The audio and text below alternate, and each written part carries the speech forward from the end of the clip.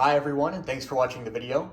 Today we'll be taking a look at a brand new model that I've designed and built, which is the Nickel Plate Road S-2 class number 763. Now, if you're familiar with the nickel plate or with 765, this engine really should not need an introduction for you, but I'll go into it a little bit anyways. It's no secret that I spend a lot of time at the Age of Steam Roundhouse Museum. Spent a lot of time there this year. Very thankful to be able to do that, really.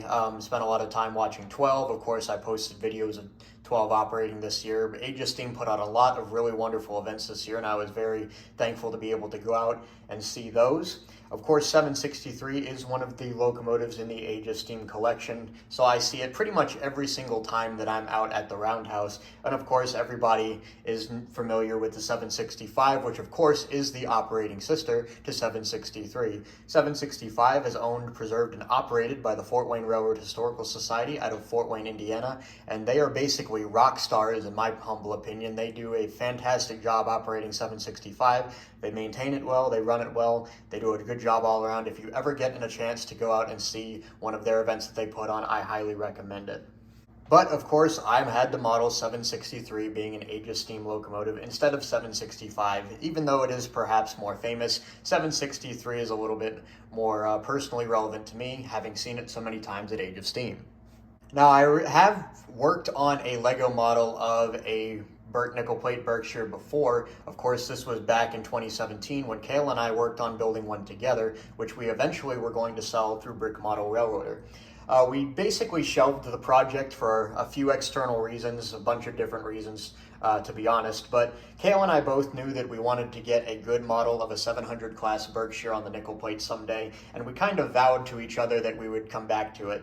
So about last year, maybe about last October, I decided that I would truly start to make an effort to model a 700. In October, I started laying out the wheelbase, and in Christmas of 2021, I began thinking about a nickel plate Berkshire underneath the Christmas tree, and that really got me interested in the engine.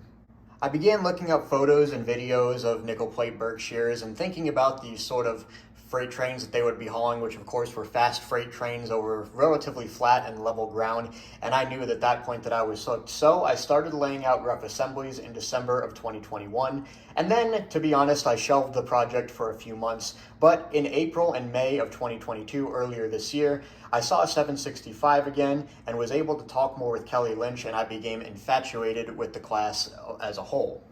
I began to research the 700 Berkshires in earnest. I gained a lot of interest in the nickel plate in general and the way that they operated, basically running those shorter but faster trains over the flat level ground with fast engines like 763 and the 79 other Berkshires on the nickel plate. And like I said, I knew that I wanted a freight train appropriate to put behind it, essentially a hotshot manifest freight train. I have some cars for that already, and I'd hope to build more in the very near future. So design work progressed digitally with this model in Studio, or stud.io, however you want to say it, and went through several iterations, maybe about 15 to 20 unique iterations of this locomotive, just playing with proportions and trying to get the look of the engine right. Of course, 765 and the nickel plate Berkshires in general are very famous locomotives. They're very well known and well recognized, so any model of them has to be done right for it to capture the spirit of the engine properly.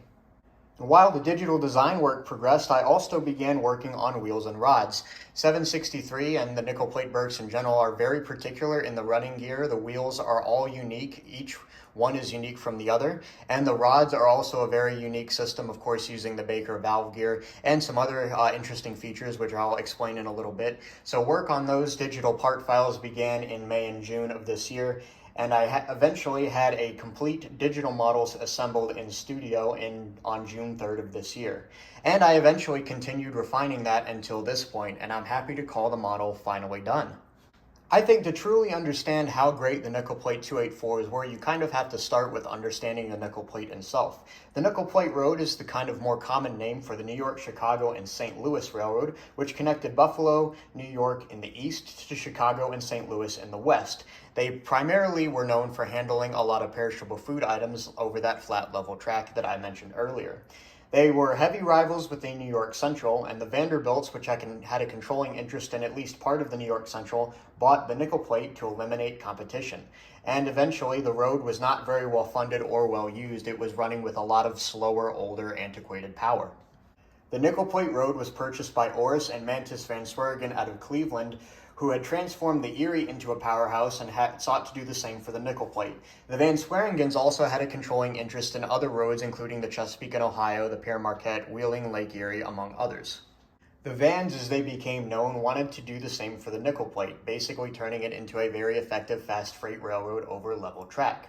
Eventually, they formed the Advisory Mechanical Committee, or AMC, which was essentially a design bureau for several railroads that the Van Sweringens had a controlling interest in. They created designs for locomotives, freight cars, and even things like spittoons. One of the first tasks of the Advisory Mechanical Committee was creating a new superpower locomotive for the Chesapeake and Ohio, which eventually became the T1 Class 210-4s, or locomotives on the C&O. Very effective locomotives. They eventually sought to do the same for the nickel plate, so they capitalized on the success of the T1 on the C&O, scaled it down by 70% in weight and in tractive power, and eventually turned out nickel plate 700. The nickel plate would go on to purchase 80 total Berkshires of this same basic design from Alco and Lima. Alco building the first 15, number 700 to 714, and Lima handling the balance 715 to 779. This same basic design for 284 steam locomotives was used on the Chesapeake and Ohio, Pere Marquette, Wheeling and Lake Erie, and several others. Though I think nobody could have predicted just how well suited these nickel plate Berks were for the nickel plate road itself. They could handle that bridge line traffic from one side of the road to the other at 70 miles an hour all day, every day, without breaking a sweat. You can actually produce more steam in the boiler of a nickel plate Berkshire than you can ever hope to use in operating the locomotive. That's why they call them a free steaming locomotive, and this was actually one of the design parameters of the locomotive before it ever left the drawing table. Now, of course, doing all of this research on the class, I began to develop a deep understanding, appreciation, and love for these 700s. They are a mechanical masterpiece and a perfect fit for the nickel plate, and they are actually, to be honest, one of my favorite locomotives at this point. Most of this information comes from this book, Berkshires of the Nickel Plate Road by Kevin J. Holland, no relation. It's honestly one of the best books I've ever read. Very good story on the nickel plate Berkshires and their creation. Honestly, I recommend it to any rail fan, and especially anybody who's a fan of the nickel plate 284s.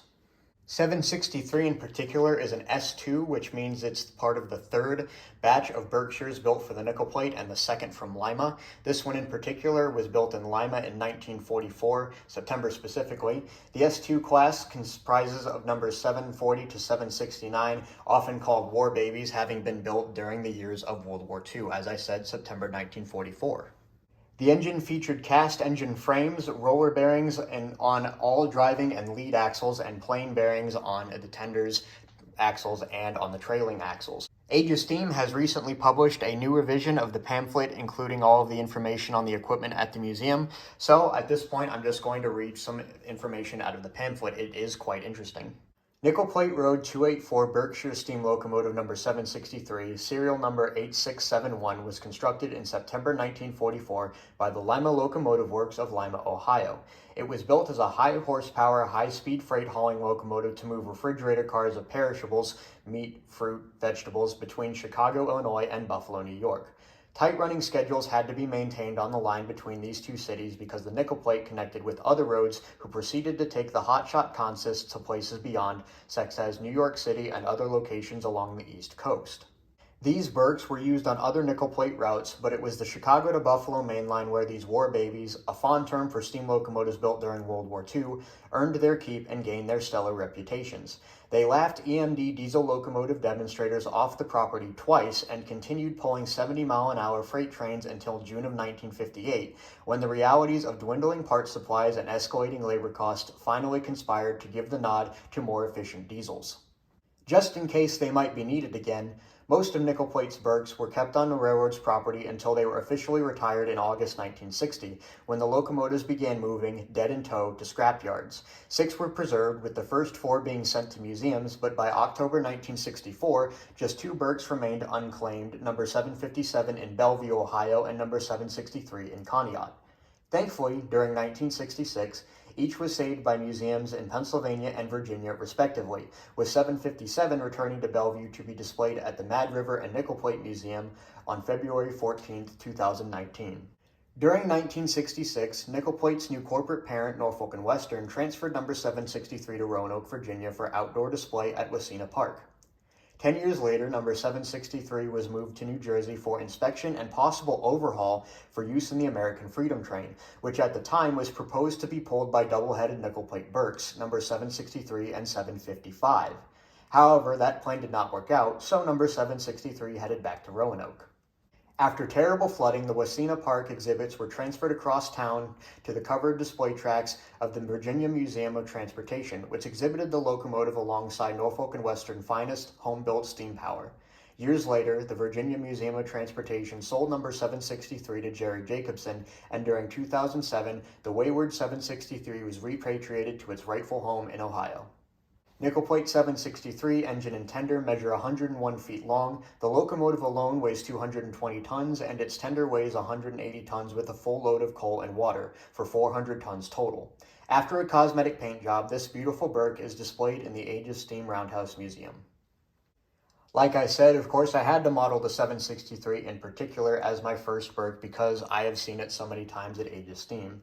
I did model this engine representing its final year of service, roughly how it looks today. Essentially, if Age of Steam was to restore the engine to operation, it would look pretty close to this, but it is more truthfully representative of its final year of service.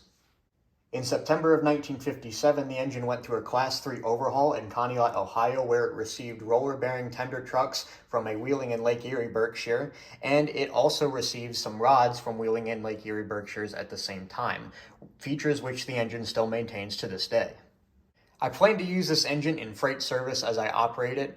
I think that, of course, that makes the most sense for the engine being a true workhorse and high horsepower steam locomotive that would have been commonly seen doing that back in the day. This engine was actually equipped with the necessary components to pull passenger trains, and it did so during its service life, but representing the locomotive in late service life, using it as a freight locomotive is how I intend to operate the model.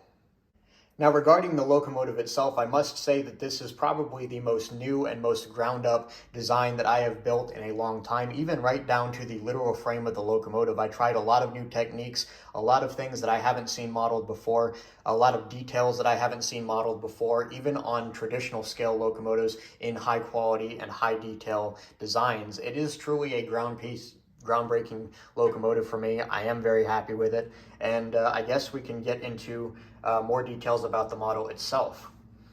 Under the hood, it basically operates exactly like my New York Central Mohawk. I'm using a pair of Power Functions L motors hidden away inside of the boiler, geared to the third driving wheel on the locomotive at a 1-to-1 gear ratio. It's a surefire way to make the locomotive operate smoothly and haul enough behind it. Each of those Power Functions motors is connected to its own infrared receiver. Again, that just makes the motors operate much more happily, connecting them to their own receivers rather than putting them both on a single receiver. And then I'm using the same 7-volt 2200 milliamp hour battery from Tenergy as I use in a lot of my other models these days. I've got some clips of the locomotive running, which we'll look at later, but for now we can really take a deep dive into the details on the model. Here's a look at the front side of the locomotive starting from the ground. Of course, we've got the steps for where a brakeman could ride, Katy knuckle coupler from Brick Model Railroader, and the coupler cut bar, all very common details on my models. This shelf here, which is lined with the off-white or steel color paint, as it was described in the book by Kevin J. Holland, is indicative of nickel plate Berkshires. No other locomotives of AMC design had this, to my knowledge, and as far as the book tells me anyway. Moving a little bit farther back, you can just barely see it in here, but there's an angled piece of flex tube there, which represents the steam exhaust steam line for the feed water heater. Modeling the feed water heater, by the way, was really fun. I was able to really dive into the components of it and have most of it represented on the model, so I'll point those out as I go along. Moving a little bit farther up here, of course, we've got the iconic nickel plate number board, 763, with the white outline around it. That basically represents it in its last year of service. There are a couple of really good photos of this engine taken in late 1957, and it looks exactly like this. I was very glad to do that. I did model a headlight visor. This is a 3D printed part, which I got from Shapeways. It's inspired by a piece from Henry Mack. Thank you to Henry for inspiring me to make my own piece. Works very well. It just slips over a 1x1 round tile and works very well. I did glue mine in place just because I didn't want to risk it falling off, but I could go back and tune it so that it doesn't need to be glued in the future.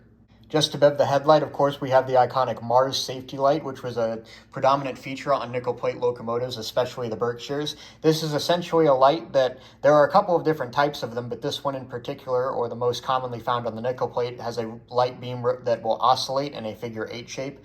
I don't have a light in there now, maybe I will in the future, but I just have the Mars light modeled there anyways. Got marker lights on either side of the locomotive as well, and of course the iconic flying number boards on each side of the engine. These were added a little bit later during the service life of the Berks, towards the mid to late 1940s, I believe it was. And of course, if you have these flying number boards here displaying the numbers, the angled boards on the headlight become a little bit unnecessary, so there is no number displayed on the side of the headlight. That is an accurate detail for nickel plate Berks. Just behind the flying number boards and marker lights, I've got some white clips here, which kind of represent extra flags. 763 is preserved with white extra flags mounted on the engine, so I felt it appropriate to include those on the model. And of course, looking at the top of the smoke box here, we've got the bell. You'll notice that this bell is not pearl gold or chrome gold or anything like that, which would be more indicative of a brass bell. Instead, this one is bright light orange as far as Lego colors go.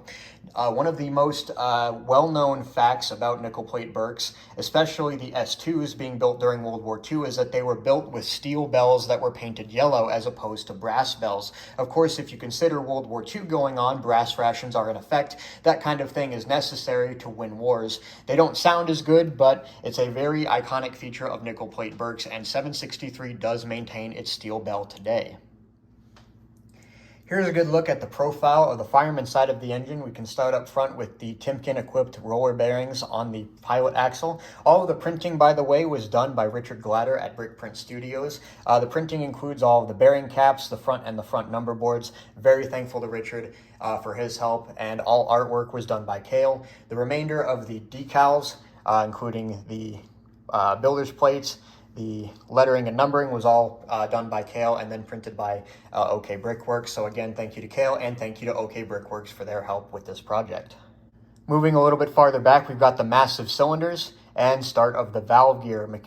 Mechanical lubricator here, one on each side in the same place, and the hot water injector is just modeled here underneath the running board with the boiler check valve here. And up here is the one of the other parts of the feed water heater, by the way. It's the heater box, which actually heats up the feed water for the boiler, which then goes through the hot water box and then through the check valve. I'll come back to the rods and valve gear in a little bit, but moving farther along the running board, we've got the 6 sanding lines, which were specific to the S2s in this arrangement. They went through a lot of different changes with the sanding lines over the years, and this is exactly how 763s looked back in the day. They're not the same from one side to the other. We'll take a look at that here in a little bit. I've got, of course, a chrome piece, or a flat gold piece, representing the classic Nathan 6-chime whistle, which was the iconic whistle of the nickel plate 284s there. And just behind that is the sand dome.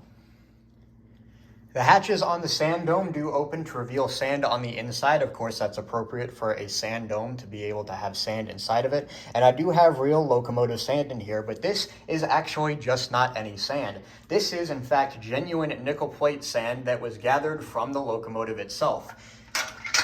The rest of which I keep in my nickel plate road bucket. So this is real sand from the real 763 inside of my model. How cool is that? Moving behind the sand dome, we have the Nathan low water alarm, the boiler pop-off valves, and the covered turret in front of the cab, and 3 dynamo electric generators. The nickel plate used 3 dynamo generators. One was for the headlight, one was for radio communication equipment, and the third was for the Mars light. Depending on what features a nickel plate 284 might have, you might see a different number of dynamo generators on the engine. Then looking back at the cab, of course, we've got the cab nicely modeled here with the numbering and class information with the class S-2 and the 64100, which represents the pounds of tractive effort the locomotive can produce, all modeled very nicely. Moving below that, we've got the step rail here, which is one of the details that I was very proud to be able to add. The stoker motor, of course, the rear of the frame with the rockers that sit on the trailing truck. I haven't seen that modeled before either. Very proud of that, if I do say so myself. And then on the trailing truck itself, we've got these pipes here which connect to the cold water pump for the feed water heater. I did mention that the bearing caps were all printed. That's true for the trailing truck as well, but if you can really take a close look at it, this one is actually unique from this one. The one on the front left of the trailing axle is actually unique from the rest of the three. That was a really interesting detail that I noticed on 763. So again, I have to thank Kale for working with me to create the artwork for this unique one and then the other three to model these details accurately. Now we can talk about the wheels, rods, and valve gear. My goodness, there was a lot involved with these. As I said earlier, all four wheels are unique from the others. The first wheel is unique from the second, unique from the third, and unique from the fourth. It's a really interesting arrangement. It was really fun to kind of look at these wheels in person on the real 763 and be able to pick apart these details for myself.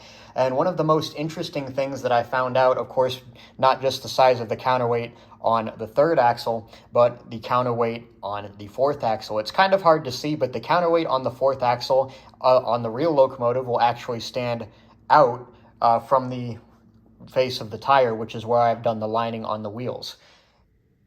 I've got the camera in my hand, so I apologize for the shakiness, but you can get a very good look at how tall that counterweight sticks out. And this works in tandem, no pun intended, with the tandem rod. Now, most of the time on steam locomotives, the connecting rods are between the driving wheels are set in line with each other, basically as they are between the 1 and 2 and 2 and 3 drivers. But on the Berkshires, the rod between the third and fourth axle is actually in line with the main rod, making it a tandem rod. The reason for this is that the force from the main rod is actually transmitted through the third and fourth crank pins, and standing that rod out from the face of the tire in such a way works with this counterweight, so the counterweight can be balanced in such a way that it stands out from the face of the tire. This is another one of those details that I haven't seen modeled before on a nickel plate 284 in most any scale as far as I've seen, so I'm very happy to be able to have modeled that on my engine. The rods and valve gear I designed and printed myself. The wheels, by the way, are printed by Rob Hendricks. Thank you very much to him. And the rods and valve gear were all printed by Shapeways, which is a typical rod supplier for my models.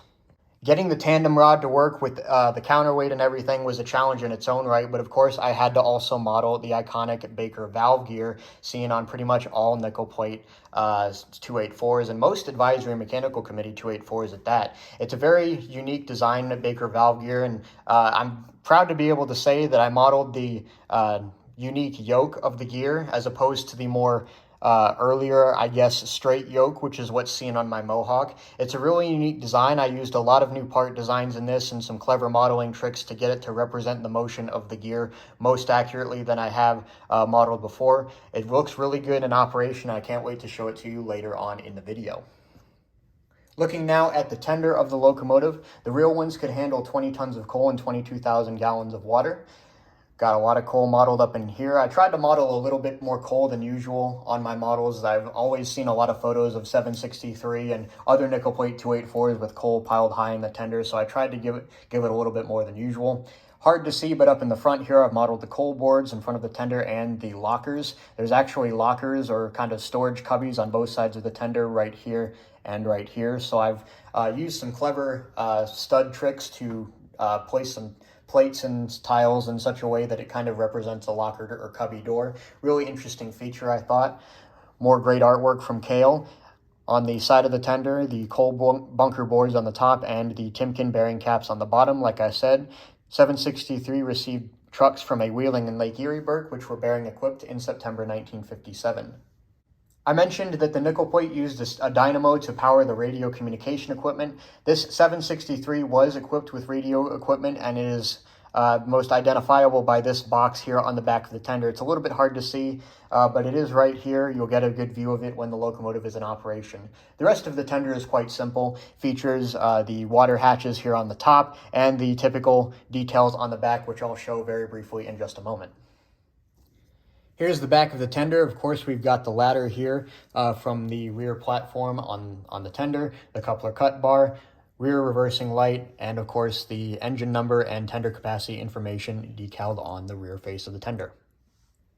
Here's a look now at the engineer's side of the locomotive. Like I said, a lot of the details are the same from one side to another. A lot of piping details around the top of the boiler and running boards there. I mentioned the uniquely shaped sanding lines earlier. You'll notice that they are different from one side to another. But probably the biggest thing I could point out on this side of the locomotive is the power reverse, which I've modeled right here. Typical design for my models, the power reverse units kind of all look very similar to another, but you'll notice that it doesn't have a linkage that kind of controls an arm. This is because it uses a precision screw power reverse, just like the New York Central Mohawk does.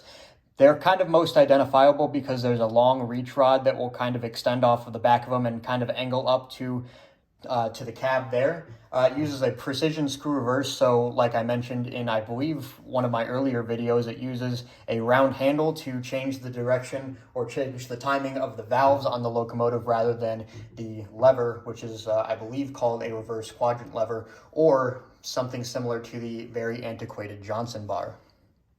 I like pointing this out because it's kind of an interesting detail. Of course, the 759 and 765 examples of this class have been modified to run in the preservation era in the United States. Both of those engines received different power reverses during their modifications. They use the reverse quadrant lever with a little bit of a different linkage as opposed to the precision screw power reverse. So of course, modeling this engine in late service years, I had to go with the original type of power reverse. Well, that wraps up the detailed look at the model, but now I guess I can talk about my favorite feature on the locomotive. And I think this time with this model of 763, it has to be one of two things. It's either the Baker valve gear, especially when you see it in motion, or probably my favorite thing about this locomotive is the proportions. Like I mentioned earlier, the 700s on the nickel plate, or the nickel plate Berks, however you want to say it, they're very well-known engines. There's a lot of people, of course, who are familiar with 765. Nickel Plate Road has a lot of fans of the road in general. It's kind of one of the more famous roads, and it's very popular to model among modelers and such. My favorite thing about this model, I think, would definitely have to be the proportions of the engine. It's very, I say it a lot, but it can be very difficult to capture the proportions and kind of the spirit and essence or presence of the locomotive. I use a lot of different words for it, but I think on this one, all the effort was worth it, because I look at this model just to me and it just jumps out at me and says, yes, this is a nickel plate 284. This is a 700. It looks like what I say it is. It's kind of hard to describe, but hopefully you get what I mean. But I definitely think that has to be my favorite feature on this model, is just the proportions and how much it does actually look like the prototype. Before we run the engine, of course, we'll need a caboose. All proper freight-carrying steam locomotives need a proper caboose at the other end of the train, and I have this one to go behind 763. Now, back when Brick Model Railroader was working on the 765 in efforts to produce that as a steam locomotive kit, Cale did end up going and modeling a nickel plate 1000 series wooden caboose. However, due to the shelving of the 765 project at BMR, that caboose never really got seen. It actually sat in his office, kind of tucked away mostly. It very rarely seen, though I think I did use it in one of my videos. You might be able to go back and find it. But I was aware of the caboose and basically convinced Cale to go back and revamp it for a model to go behind 763. Now, of course, Cale and I kind of have a joke between each other. We can't leave anything alone, and what he ended up doing is basically going and designing a brand new caboose from the ground up to match 763. He did a fantastic job on this caboose. It's probably one of my favorite cabooses that he's ever built, and probably my favorite caboose in the collection. It's full interior, the decals on it, and the artwork is just absolutely amazing. Cale, I'm very thankful for you to allow me to build this caboose before you do, and I'm very happy to have it behind 763, so thanks for the work on this caboose. I really appreciate it. But now we can get this caboose and 763 down onto the floor. I've got some track laid out, and we can see how they run. All right, I've got the engine down on the floor, got a good train behind it. Let's take it out and see how it runs.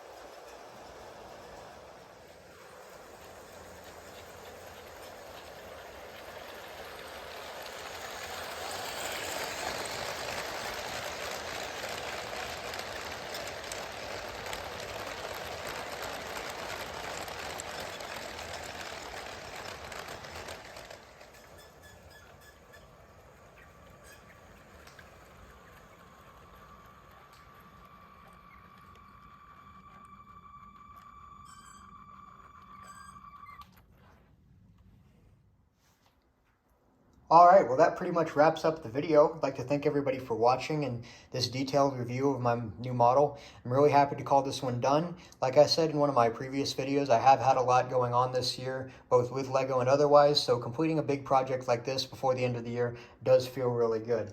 As always, I've posted more photos on my Flickr stream. You can head over there. I'll leave a link in the description to check those out.